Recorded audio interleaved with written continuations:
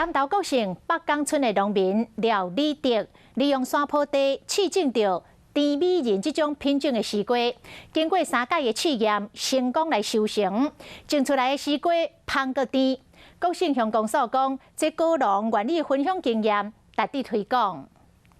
国姓乡北港村有农民种西瓜，经过3摆试验，发现甜美人品种真适合伫山区推广。种落那西瓜那会遐甜，大了有30外斤，甜分拢食个变食拢学落讲甜啦。一般西瓜成长期需要高温，日夜温差嘛真大，而且雨水袂当伤济，农民克服困难，总算成功收成。现在这个西瓜7台斤、8台斤、9台斤比比皆是，而且刚才我们试吃品质相当的好，因为甜度啦，还有那闽南话讲刷刷啊都有那种感觉。国姓乡北港村有真侪优质的农产，尤其今年佫推出甜美人西瓜，欢迎乡亲来国县观光消费。Hello， 大家好，我是乃瑜，要教给大家2个任务。第一个，华视新闻的脸书专页，你按赞了吗？